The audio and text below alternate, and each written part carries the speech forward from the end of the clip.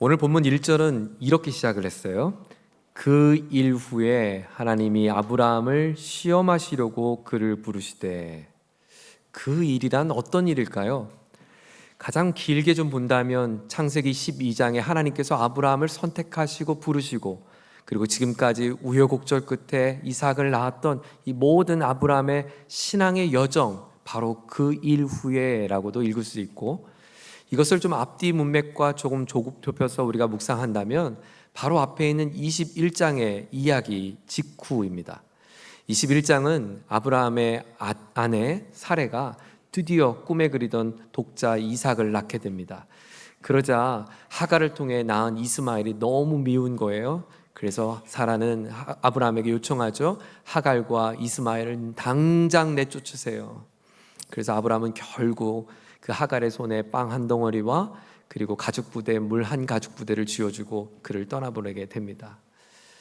바로 그 일 후에 하나님이 아브라함을 부르십니다. 그런데 오늘 1절에 보시면 아브라함을 부르신 이유를 이렇게 설명해요. 그 이유가 무엇입니까? 아브라함을 시험하시려고. 여러분, 이 대목을 한번 묵상해 보시겠어요? 하나님이 우리를 시험하신다니요. 너무 당황스럽습니다. 여러분, 어린 시절 시험 봤던 거 생각나세요? 그럼 시험 볼 때 시험 문제를 출제하신 선생님, 선생님이 나를 너무너무 사랑하시는구나. 오늘 선생님의 그 사랑이 이 문제 가운데 이렇게 가득 새겨져 있구나. 오늘도 이 문제를 통해 우리 선생님의 사랑에 내가 보답하리. 그런 마음으로 여러분 시험 보셨어요? 아니죠. 시험 볼 때마다 그런 마음을 느끼지 않죠. 물론 본문은 악한 마귀가 우리를 넘어뜨리기 위한 템테이션, 유혹의 개념은 분명히 아닙니다. 분명히 테스트라고 말씀하셨어요. 하나님 왜 아브라함에게 이와 같은 시험 테스트를 하려고 하신 걸까요? 그 하나님의 출제 문제를 읽어보면 더 황당합니다. 아브라함의 출제 문제, 그 문제 뭡니까? 정말 문제가 많습니다. 그의 아들, 아브라함의 아들 이삭을 하나님이 지정하신 땅, 모리아 땅에 있는 산, 그래서 모리아 산이라고 불러요. 모리아 땅에 있는 그 산에 가서 아들을 바쳐라 라는 거예요. 그것도 그냥 바치는 것이 아니라 번제로 드리라는 것입니다. 여러분, 번제예요, 번제. 우리가 번제를 한 번도 직접 체험해 보지 않아서 이게 별 느낌이 없는데, 번제는 짐승을 잡아다가 배를 가르고 각을 뜹니다. 그리고 장기를 드러냅니다. 그리고 장기는 따로 태우고 거기에 핏물을 또 받아냅니다. 그리고 가죽과 살은 장작더미 위에 올려서 불을 태워서 향을 입힙니다. 그리고 이 피는 나중에 받아서 성소에 뿌리게 돼요. 이게 여러분 번제예요. 내 아들을 잡아다 각을 뜨고 장기를 드러내고 그리고 그의 가죽과 살은 불에 태우라니요. 이것이 하나님이 명하신 숙제 문제였어요. 말도 안 되죠. 두 자녀를 둔 저의 경우를 봐서라도 이건 도저히 아빠의 정서로서 받아들일 수 없는 문제입니다. 더군다나 이 문제를 왜 출제하셨는가에 대한 설명도 없습니다. 부연 설명도 없고 그저 명령만 할 뿐입니다. 너무 가혹하고 고약하고 기가 막힌 시험이 아닐 수 없습니다. 아브라함이 시험 문제를 받았을 때 얼마나 당황했을까요? 얼마나 힘들었을까? 멘붕이었겠죠. 여러분, 이삭이 누구입니까? 이삭은 지금까지 아브라함의 인생의 삶을 지탱해 준 삶의 결정체였습니다. 바로 앞선 21장 그 일은 어떤 일이었어요? 이 이삭 지키려고, 이스마엘도 내 아들이지만 이삭 지키려고 내 아들 이스마엘을 내쫓았어요. 이삭 지키려고 하갈도 내쫓았다고요. 살려고 내쫓은 거 아니에요. 살려고 내쫓았으면 짐승도 더 많이 붙여주고 종들도 붙여주고 먹을 것도 많이 붙여줬겠죠. 죽이려고 내쫓은 거예요. 그러니까 가죽 부대 하나와 빵 한 덩어리밖에 없었겠죠. 바로 그 아들을 지키려고, 이 아들을 통해서 하나님이 후사를 준다고 했으니까 이 아들을 지키려고 내가 여기까지 왔는데 하나님이 이 아들을 바치라는 거예요. 더군다나 이삭을 번제로 드리라는 말 자체는 납득하기가 어려워요. 이건 인신제사를 지내는 건데 이건 잡신들이나 하는 거죠. 하나님의 거룩한 성품과는 전혀 맞지가 않습니다. 더욱이 제물로 바치라고 했던 이 아들은 하나님이 주신 거였어요. 왜요? 이 아들을 통하여 많은 별처럼 후손이 많아질 것이라고 약속하셨던 거예요. 그러면 이 제물을 바치게 되면 하나님의 언약은 파기되는 것 아닙니까? 하나님 당신이 언약을 맺으시고 당신이 언약을 이행하셔서 결과를 내셨던 하나님이 왜 스스로 언약을 파기한단 말입니까? 이것은 하나님의 성품도 맞지 않고 내용도 틀렸고 과정도 석연치 않습니다. 사랑하는 교회 여러분, 여러분 믿음 생활 하시면서 혹 이와 같은 느낌을 경험해 보셨어요? 하나님이 이해가 되지 않고 납득되지 않고 타당하지 않고 오늘 지금 내게 펼쳐진 이 삶이 하나님이 하신 일이라고는 도저히 받아들이기 어려운 상황 말이죠. 하나님이 나를 사랑하신다면 여기까지 이렇게까지 비참하게 나를 몰고 가셔야 했을까? 꼭 오늘 이 상황에 하나님이 이와 같은 결정을 하셔야 했을까? 하나님 너무나 잔인하고 만약 그런 하나님을 내가 더 의지해야 한다면 결코 내 믿음을 지킬 수 없을 것 같은 두려운 상황들, 그런 마음들 말이죠. 더욱이 성경을 읽다 보면 하나님께서 우리의 소중한 것을 과감하게 포기할 것을 요구하시는 장면을 목격하곤 합니다. 심지어 예수님께서도 누가복음 15장에 이렇게 말씀하셨어요. 여러분, 가족을 잘 섬기는 것이 자녀의 마땅한 본분 아닙니까?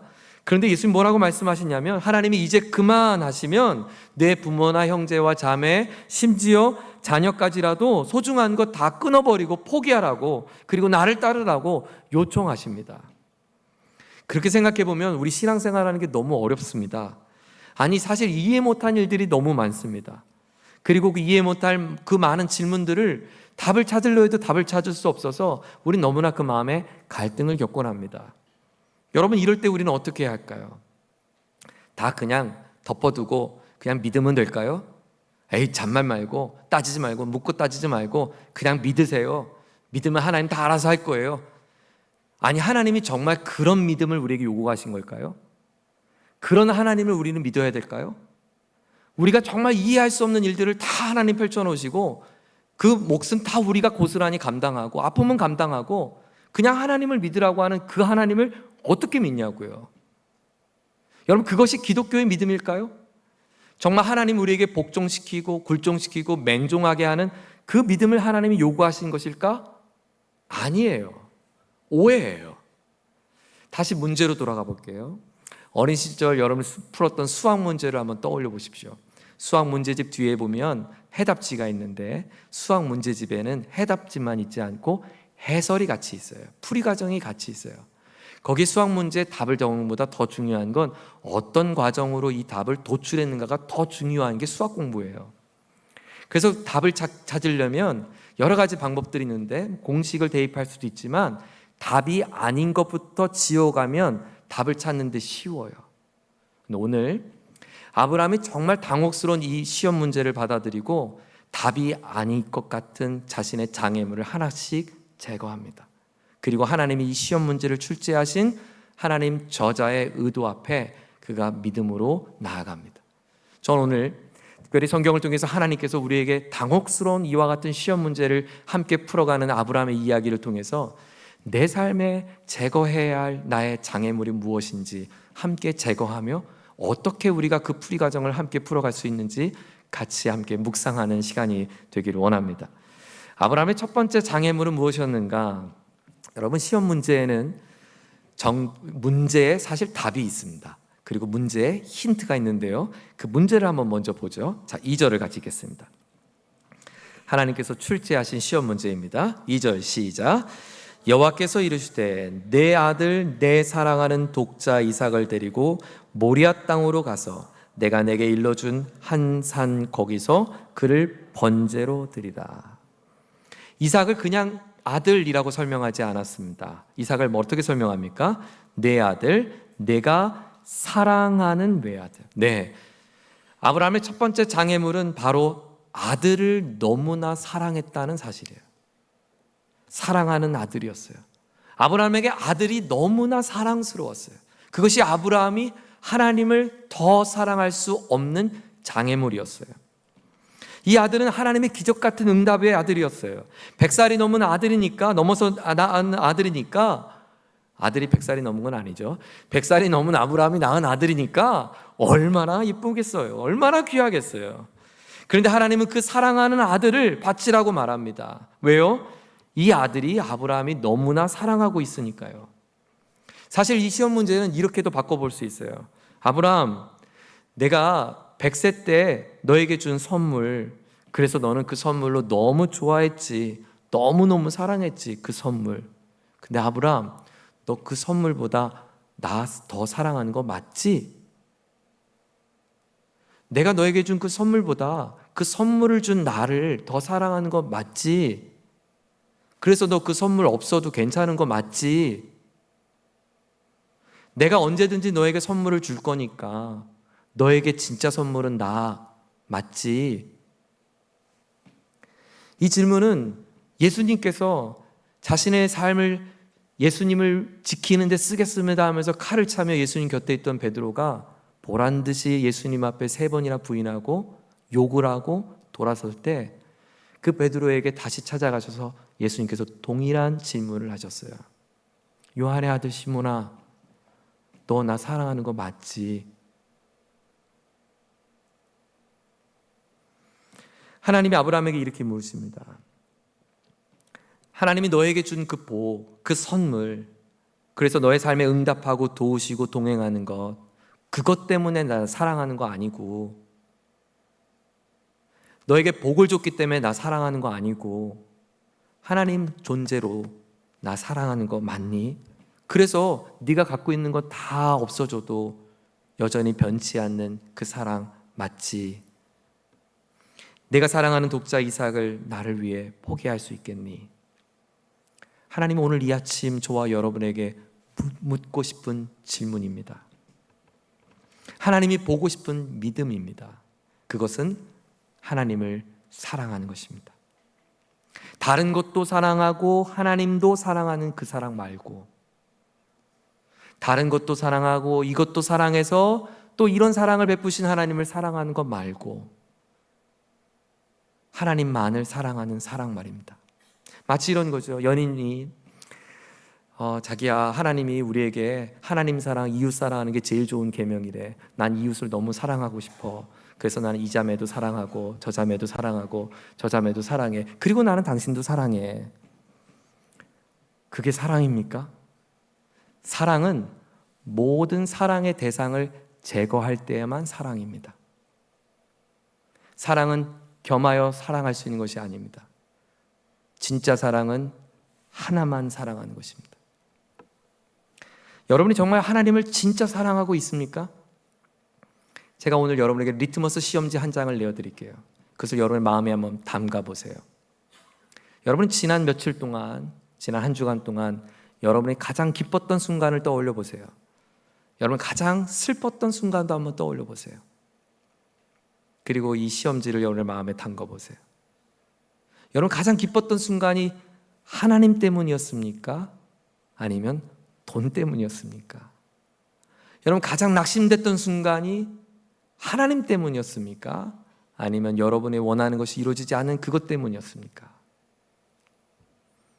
나는 하나님을 위해 존재할까요? 아니면 하나님은 나를 위해 존재할까요? 하나님이 나를 위해 존재하면 그 하나님은 내가 만든 우상입니다. 내가 원하는 사랑하는 그것을 위하여 하나님이 존재하는 것은 내가 사랑하는 그것을 채우기 위한 신이기 때문입니다. 내가 만든 신입니다. 이 예배당 안에 있지만 내가 사랑하는 그것을 위해서 당신은 나의 삶을 도와주시오 라고 믿으면 우리는 어쩌면 내가 만든 하나님을 믿고 있는지 모릅니다. 성경은 그렇게 말하지 않습니다. 저와 여러분의 존재 이유가 하나님의 영광을 위하여 산다라고 말합니다. 무엇을 먹든지 무엇을 마시든지 무엇을 위하든지 다 하나님의 영광을 위하여 살아가는 것이 한 창조주 하나님 앞에선 피조물에 마땅한 삶의 자세라고 가르칩니다. 그래서 우리는 그 하나님을 나의 주님이라고, 주인으로 고백하는 것입니다. 아브라함은 이 시험 문제 앞에 예상을 뒤엎는 반응을 보입니다.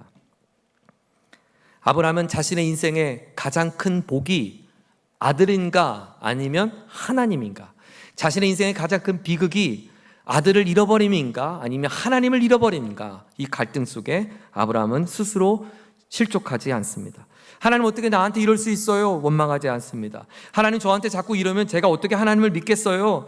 하나님이 나를 홀대하시면 제가 어떻게 하나님이 나에게 중요한 사람으로 여긴다고 제가 생각하겠어요? 자기 연민과 좌절에 빠지지 않습니다. 하나님 무슨 소리입니까? 다시 생각해 보세요. 제가 10일만 하나님께 기회 줄 테니까 열흘 동안 하나님 다시 한번 생각해 보고 저에게 다시 한번 말씀해 보세요 라고 말하는 작정 기도에 들어가지도 않았습니다. 아브라함은 어떻게 푸는가? 3절을 보세요. 자, 아브라함의 풀이 과정인데요, 너무나 기가 막힙니다. 자, 3절 함께 있습니다. 시작. 아브라함이 아침에 일찍 일어나 나귀의 안장을 지우고 두 종과 그의 아들 이삭을 데리고 번제에 쓸 나무를 쪼개어 가지고 떠나 하나님이 자기에게 일러준 곳으로 가더니. 아브라함이 아침 일찍 일어나 밑줄 쳐보세요.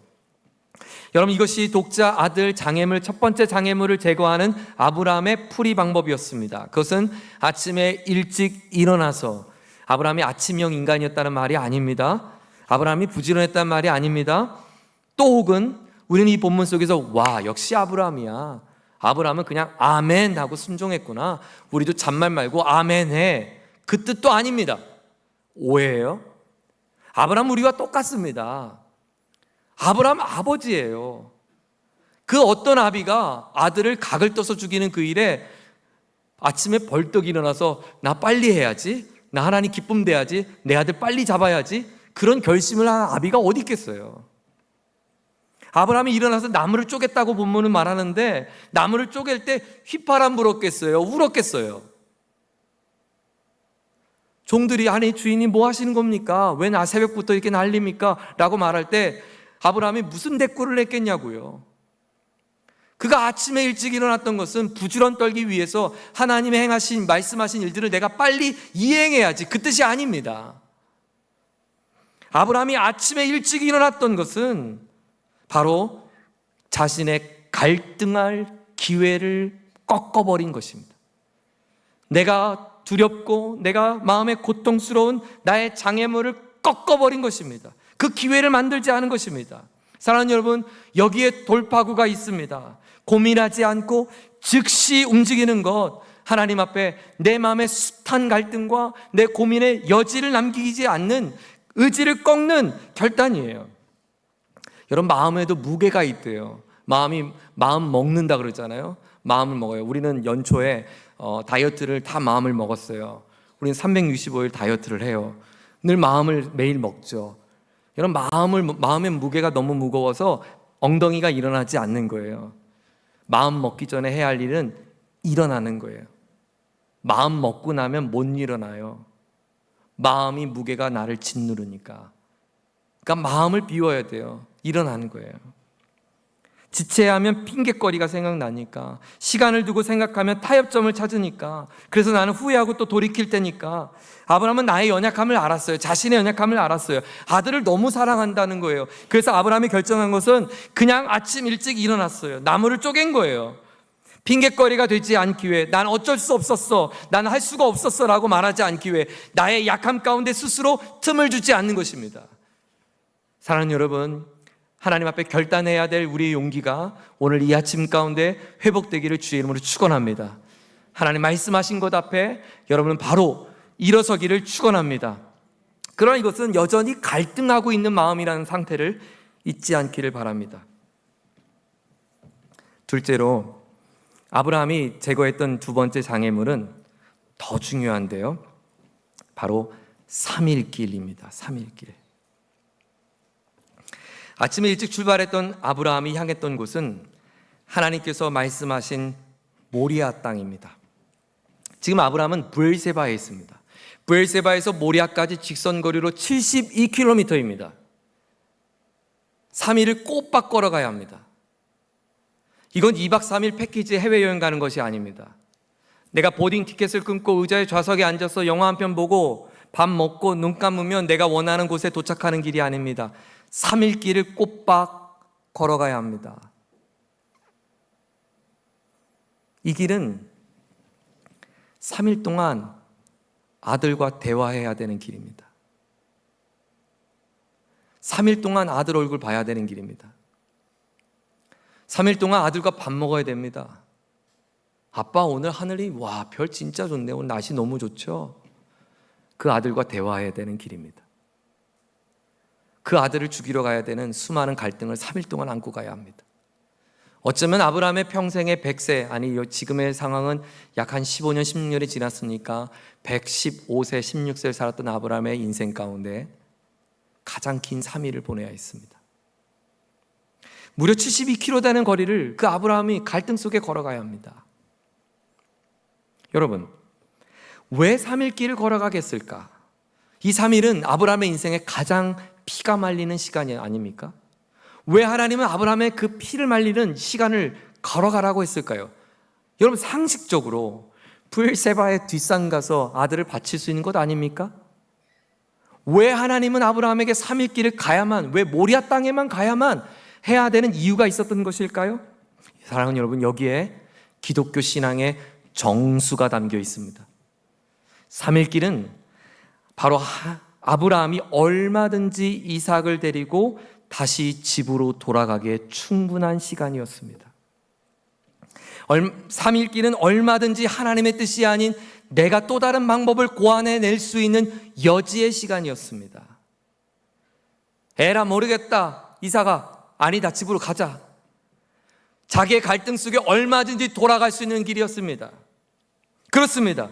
하나님께서 저와 여러분에게 요청하신 믿음은 이런 믿음입니다. 하나님의 강력한 메시지 앞에 절대 굴종하는 믿음이 아닙니다. 아무 생각 없이 조건반사하는 그런 맹종도 아닙니다. 복종이 아닙니다. 하나님이 원하시는 믿음은 마치 군인이 아무 말 하지 않고 잔말 말고 날 따라와, 네 알겠습니다, 충성하는 믿음이 아닙니다. 하나님이 우리에게 요구하시는 믿음은 얼마든지 마음의 내적 갈등을 가지며 내가 하나님이 아닌 다른 것을 선택할 수 있는 충분한 여지를 남겨두는 그 여지 속에서 내가 하나님을 끝까지 따르겠다고 결정한 믿음입니다. 여러분이 오늘 이 아침 노란 봉투에 담겨진 이 11조를 담기기 위해선 손이 부르르 떨리는 것을 경험했을 것입니다. 이 봉투에 하나님 앞에 내 믿음을 담으려고 하면, 사랑을 담으려고 하면 온전한 11조를 해보십시오. 살을 베는 것 같은 느낌이 듭니다.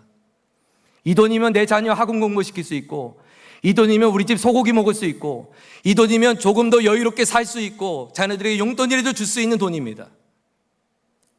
아무도 보이지 않는 이 돈을 이 봉투에 담아 하나님 앞에 올려드리는 것 결코 만만치 않습니다.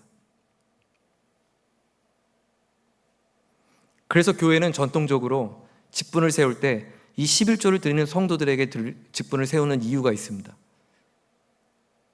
수많은 갈등과 내적 갈등 속에 수많은 선택거리가 있는 우리 앞에 내가 하나님만을 더 사랑하겠다고 하는 그 믿음이 하나님이 우리에게 요구하시는 믿음이지, 성경 덮고 내가 아멘 하는 그 믿음, 하나님 그 믿음을 우리에게 요구한 것이 아닙니다.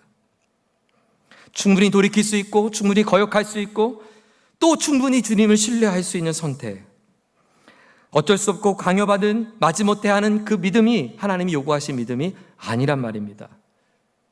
자, 하나님이 이 아브라함에게 주었던 이 시험 문제, 아브라함이 자신의 이 3일 길의 그 어려움을 어떻게 극복하는가 보세요. 자, 5절입니다. 5절을 함께 읽습니다. 시작. 이에 아브라함이 종들에게 이르되 너희는 나귀와 함께 여기서 기다리라. 내가 아이와 함께 저기 가서 예배하고 우리가 너희에게로 돌아오리라 하고.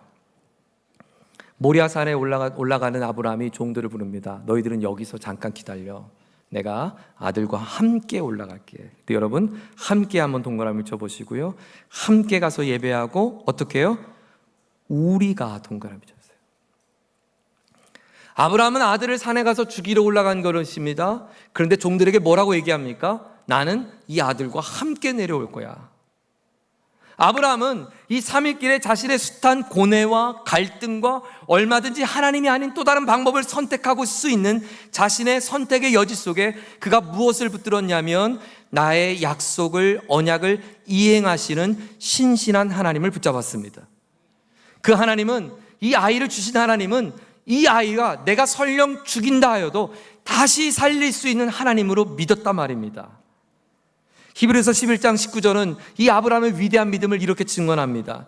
그가 하나님이 능히 이삭을 죽은 자 가운데서 다시 살리실 줄로 생각한지라. 비유컨대 그를 죽은 자 가운데서 도로받은 것이니라. 내가 이삭을 죽여도 하나님은 되살릴 거야 라고 하는 것, 그것이 아브라함의 믿음이었습니다.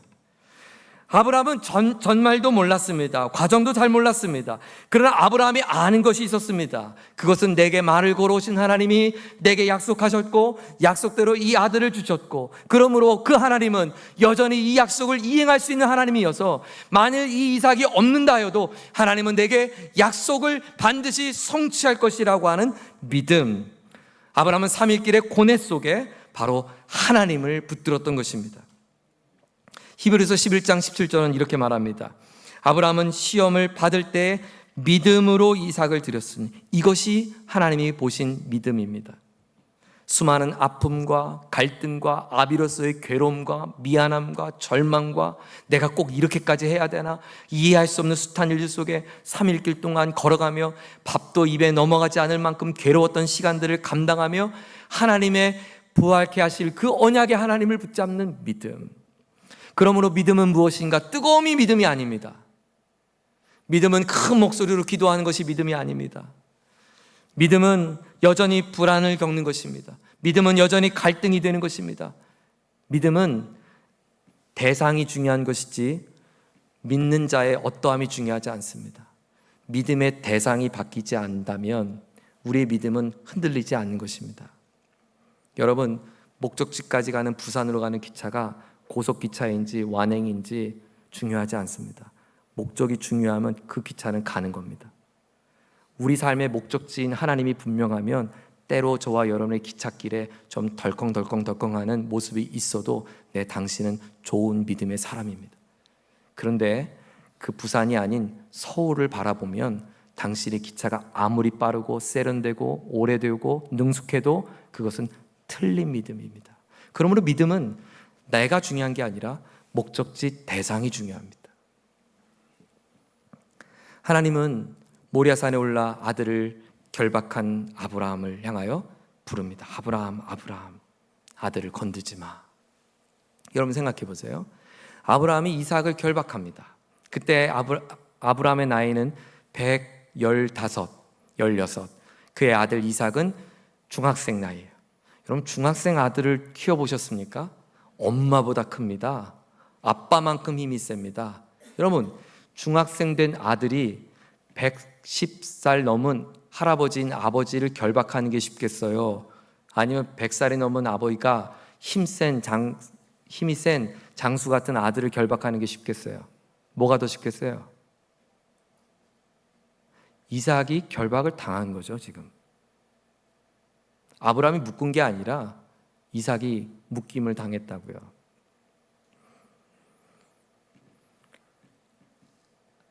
아마 아브라함과 이삭의 지난 3일 길 동안 서로의 대화가 의미 있었던 것 같아요. 아마 이삭은 아버지가 우는 눈물도 보았을 거예요. 잠을 못 이루시는 아버지 곁에서 이삭은 결코 푹 잠을 자지 못했을 거예요. 하나님은 어떠셨을까요? 그 아들 이삭에게 칼을 들이대는 아브라함에게 하나님이 다급하게 말합니다. 아브라함아, 아브라함아. 11절에. 그리고 12절에 이렇게 말합니다. 그 아이에게 손을 대지 마. 그에게 아무 일도 하지 마. 네가 내 아들 내 독자까지도 내게 아끼지 아니하였으니 내가 이제야 내가 하나님을 경외하는 줄 아노라. 내가 이제야 나를 사랑하는 것을 내가 알겠구나. 이것이 기독교 복음입니다. 하나님이 전능하시고 다 알기 때문에 우리는 아무것도 안 해도 된다? 아니요, 그렇지 않습니다. 끊임없는 수많은 갈등 속에, 아들을 때로 결박해야 되는 억울함 속에, 비참함 속에 그 하나님이 나를 사랑해 주신 그 사랑을 내가 포기하지 않는 사랑의 관계, 마치 부부의 사랑을 지키기 위하여 때로는 억울함도 있고 아픔도 있고 슬픔도 있지만 그 사랑의 고귀한 사랑을 지키기 위하여 서로가 양보하고 함께 그 사랑을 맺어가는 것처럼, 그 진실된 사랑을 확인하기 위하여 서로가 사랑하는 것처럼 하나님은 저와 여러분을 그 사랑의 관계로 우리를 초청하고 있습니다. 하나님은 아브라함의 아들 이삭이 필요해서 바치라고 했을까요? 전능하신 하나님께서 이 봉투가 필요하신 거였을까요? 아브라함이 이삭을 기뻐하고 하나님보다 더 사랑하는 게 샘나서 이 녀석 봐라, 나보다 이삭을 더 좋아하네, 압수, 그런 째째한 분이었을까요? 하나님의 진심은 뭐였을까요? 아브라함아, 내가 너에게 준 선물 있잖아, 이삭. 내 진심은 이삭만이 아니라 나의 전부를 너에게 주고 싶어. 난 이삭만이 아니라 나의 전부를 주고 싶은데 내 전부의 사랑을 받아줄 수 있겠니? 역대하 3장 1절에 보면 솔로몬이 성전을 짓는데 바로 예루살렘 모리아 산 여기 위에 성전을 세웁니다. 그리고 수천 년 후에 하나님께서 온 인류에게 자신의 전부이신 독자 예수 그리스도를 이 모리아 산이라 불려지는 골고다 언덕 위에 세우셨습니다. 그리고 우리에게 말합니다. 내 사랑을 받아주겠니? 그래서 성경은 그 사랑이신 예수님을 영접하는 자에게 하나님의 자녀가 되는 놀라운 은혜를 베풀어 주셨습니다. 그 전부이신 예수 그리스도를 안고 사는 사람들에게 내가 영원히 너를 떠나지 않겠다고 하는 약속을 주셨습니다. 그 전부이신 예수와 함께 동행하는 저와 여러분의 삶에 하나님의 아름다운 일하심들을 일하겠다고 말씀해 주셨습니다. 그것이 복음입니다. 하나님의 전부의 사랑, 가짜 사랑에 붙들려 사는 것이 아니라, 눈앞에 펼쳐진 가짜 사랑에 붙들려 있는 것이 아니라 사랑의 결정체 진짜 사랑이신 우리 하나님 온전히 부여잡는 저와 여러분 되기를 예수님의 이름으로 축원합니다. 같이 기도하겠습니다.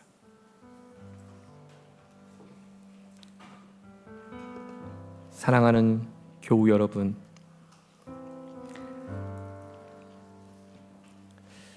여러분 마음에 품고 있는 그 많은 사랑거리들이 많죠. 네, 그거 하나님 주신 귀한 선물도 맞습니다. 자녀도 하나님 주신 선물이고, 물질도 하나님의 선물이고, 건강도 선물 맞습니다. 우리 사업장도 하나님의 선물 맞습니다. 그런데 여러분 기억하세요. 그 선물이 하나님이 주셨어요. 우리는 그 선물을 주목하다 보면 정작 그 선물의 주인 되신 하나님을 놓칠 때가 많아요. 하나님 오늘 우리에게 다 이삭 바치라고 말하는 거 아니에요. 하나님은 그 사랑을 기억해 주길 원하는 거예요. 오늘 이야기를 통하여 나에게 전부를 내어주신 하나님의 사랑을 바라보자고 말씀합니다. 오늘 수많은 갈등 속에 하나님을 사랑하는 것과 세상을 사랑하는 그 길목 앞에 서 있는 우리에게 하나님께서 다시 한번 도전해 주십니다. 사랑하는 아들아, 사랑하는 딸아, 내가 너에게 전부를 주고 싶은 나의 진심을 받아주겠니? 나를 사랑해 주겠니? 네, 주님. 제가 수많은 이 갈등 속에 3일길을 걸어가는 괴로운 이 시간 속에 스스로 핑계거리 만들지 않고 어쩔 수 없었어라고 말하지 않을 용기를 주시고, 하나님, 그 하나님의 사랑의 길목 앞에 저도 당당히 걸어가고 싶습니다. 하나님, 저에게 그런 믿음과 은혜를 베풀어 주십시오. 우리 함께 작은 목소리로 우리의 마음의 고백 주 앞에 올려드리며 함께 기도하겠습니다. 같이 기도합니다. 주 하나님 아버지, 감사합니다. 오늘 하나님께서 우리에게 그 사랑으로 초청해 주셔서 감사합니다. 하나님 아버지, 내가 하나님을 사랑한다고 말했지만 그러나 하나님 눈앞에 펼쳐진 더 많은 것을 잃어버릴까 우리는 두려워 삽니다. 하나님 빼앗길까 두려워 살고, 그 결핍의 자리가 너무 두려웠고 다른 무언가로 허전한 마음을 채우고 싶었던 우리의 마음이 컸음을 고백합니다. 아브라함에게 진짜 복은 이삭만이 아니라 하나님이 아브라함의 하나님이 되어주신 것이 가장 큰 복인 것을 우리가 기억한다면, 하나님, 저의 인생의 가장 큰 복은 눈앞에 펼쳐진 어떠함이 아니라 바로 하나님과 동행하는 것임을 기억합니다. 하나님, 우리에게 이 3일 길을 걸어갈 수 있는 믿음을 주시고, 우리가 결단하고 결정할 수 있는 아침에 일어날 수 있는 믿음을 주시고, 하나님 아버지, 용기를 내어 주님을 사랑의 길 앞에 우리가 함께 설 수 있는 하나님의 아름다운 딸들 될 수 있도록, 하나님의 아들들 될 수 있도록 하나님 도와주시옵소서. 우리에게 그 믿음 허락하여 주시옵소서. 우리에게 그 믿음의 길을 걸어가게 하여 주옵소서. 우리 모두 함께 자리에 일어나셔서 주가 보이신 생명의 길, 나 주님과 함께 결단의 찬양 올려드리며 주 앞에 예배를 마치기 원합니다. 주가 보이신 생명의 길, 하나님, 나 주님과 함께 걸어갑니다. 우리 함께 믿음의 찬양 올려드리십시다. 주가 보이신 생명의 길, 나 주님과 함께 상한 마음을 들이며 주님 앞에 나가리. 나의 의로움이 되신 주, 그 이름 예수. 나의 길이 되신 이름 예수. 주가 보이신 생명의 길, 보이신 생명의 나 주님과 함께 상한 마음 들이며 주님 앞에 나의 의로움이 되신 주님, 십자가를 붙잡겠습니다. 나의 길이 되신 주님, 십자가 예수 바라봅니다. 예수. 믿음으로 선포하십시다. 나의 길 오직 그가 하시나니. 나를 단련하신 후에 하나님, 우리를 정금처럼 삼아 주옵소서.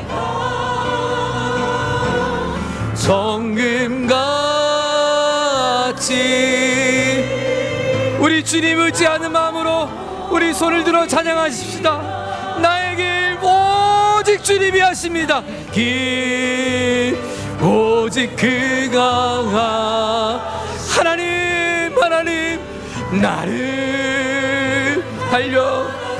하나님, 우리의 연약한 믿음을 불쌍히 여겨 주옵소서. 정금같이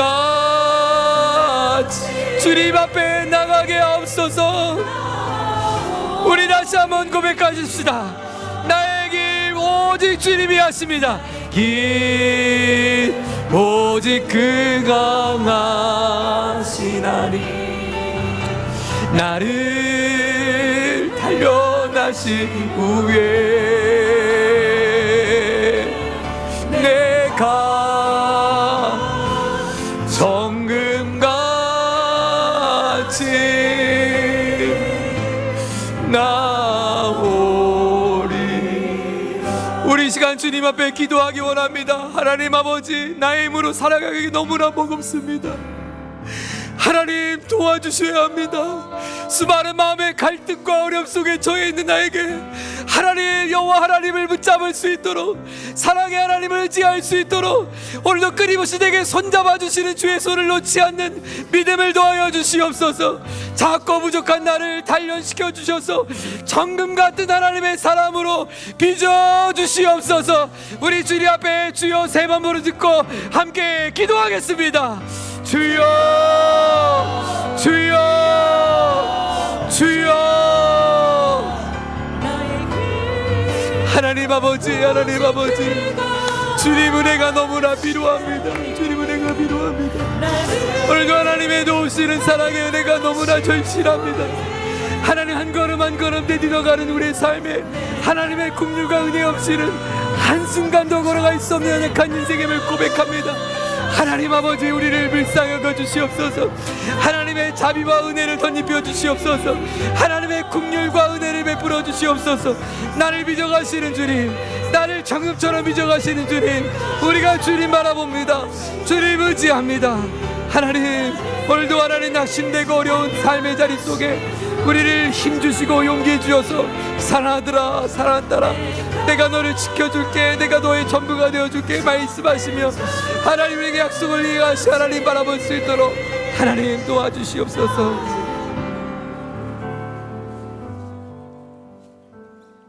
하나님, 때로는 우리의 눈앞에 길이 잘 보이지 않을 때가 있습니다.